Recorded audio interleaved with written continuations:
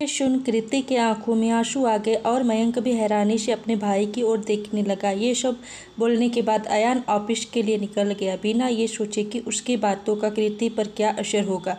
कृति अपने रूम में चली गई और उसे जाते देख नैना जी भी और केशव जी को बहुत बुरा लगा। नैना, तुम कृति को संभालो, मैं अयान से बात करता हूँ, केशव जी बोले और उसके पीछे ऑफिस के लिए निकल गए।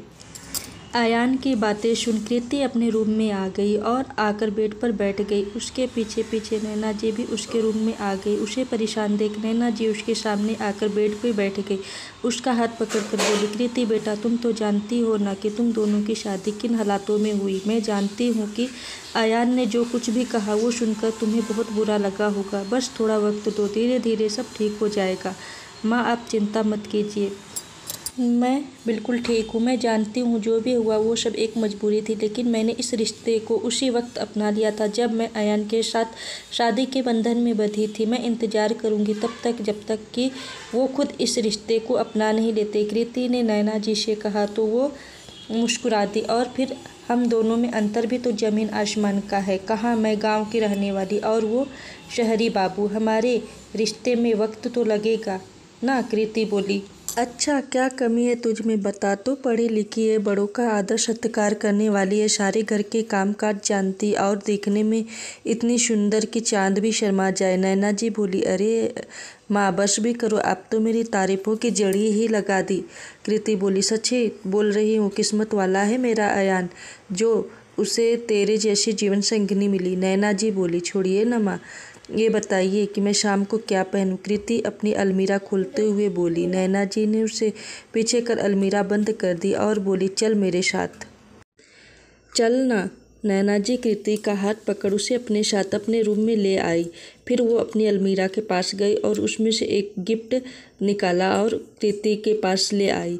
तो आज ये पहनेगी। नैना जी ने वो गिफ्ट कृति को देते हुए कहा। कृति उस गिफ्ट पैक को खोलने लगी तो नैना बोली, देख क्या रही है, खोल इसे। कृति ने उस गिफ्ट को खोला तो उसमें एक बहुत सुंदर साड़ी थी। वो देख कर बहुत खुश हो गई। वाह माँ, ये तो बहुत सुंदर है। सॉरी बेटा, सब कुछ इतनी जल्दी हो गया कि हमें तुम्हारे लिए शॉपिंग करने का मौका ही नहीं मिला। जल्दी जल्दी में बस इतना ही अरेंज कर पाए। माँ, ये बहुत सुंदर है, मैं शाम को इसे ही पहनूंगी, कृति खुश होते हुए बोली और फिर उसे लेकर अपने रूम में आ गई। मेहरा इंस्टड्रिज अयान अपने केबिन में बैठा हुआ है। वो लैपटॉप पर कुछ काम कर रहा है। उसकी अंगुलियां लैपटॉप पर तेजी से चल रही हैं। तभी उसके केबिन का डोर खुलता है और केशव जी अंदर आते हैं। मुझे तुमसे कुछ बात करनी है, केशव जी ने अयान से कहा।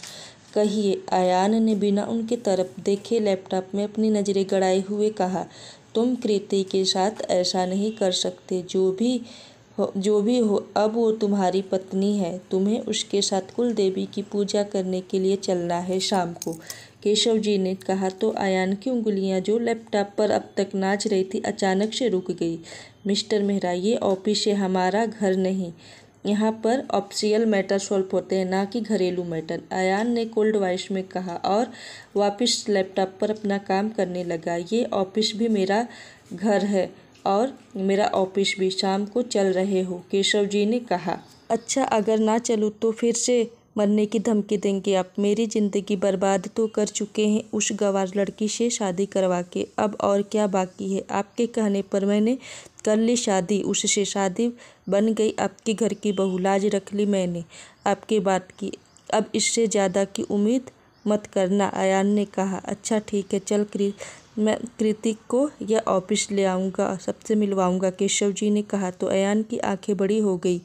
आप ऐसा नहीं करेंगे, अयान थोड़ी तेज़ आवाज़ में बोला। मैं ऐसा ही करूँगा, और अगर तू चाहता है कि ऐसा ना हो तो शाम को तैयार रहना और टाइम से घर आ जाना, केशव जी बोले और उसके केबिन से बाहर आ गए। आप मुझे ऐसे ब्लैकमेल नहीं कर सकते, अयान गुस्से में बोला और उसने एक ज़ोरदार मुक्का दीवार पे दे मारा।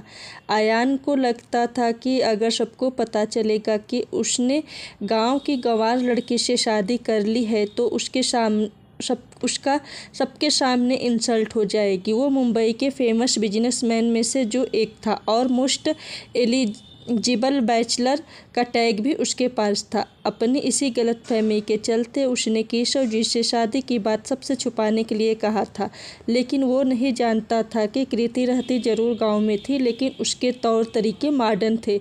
उसने अपनी ग्रेजुएशन दिल्ली के नामी कॉलेज से की थी।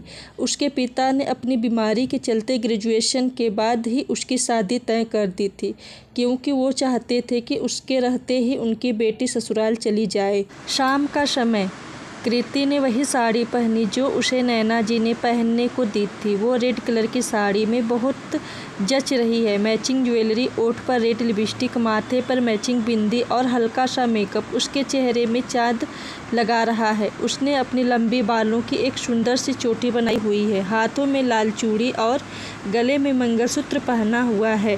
परफेक्ट। खुद को आईने में निहारते हुए कृति बोली। तभी उसे नैना जी की आवाज़ सुनाई दी। कृति बेटा जल्दी आ जाओ, नैना जी की आवाज़ सुन। कृति जाने के लिए पलटने लगी तो उसका ध्यान सिंदूर की डिबिया पर गया। उसने उसे उठाया, उसे खोला और उसमें से एक चुटकी सिंदूर लेकर अपनी मांग भर लिया। कृति रेडी होकर नीचे आ गई। उसे देख नैना जी ने उसको बलाएं ली और बोली, नज़र ना लगे किसी की मेरी बच्ची को। पटाखा। मयंक कृति को देखकर बोला। क्या? कृति बोली, अरे पटाखा लग रही हो और क्या। मयंक बोला तो नैना जी ने एक चंपत उसके सिर पर लगाई और बोली, भाभी है वो तेरी। भाभी बाद में है, पहले वो मेरी अच्छी दोस्त है और दोस्ती में ये सब चलता है। मयंक बोला।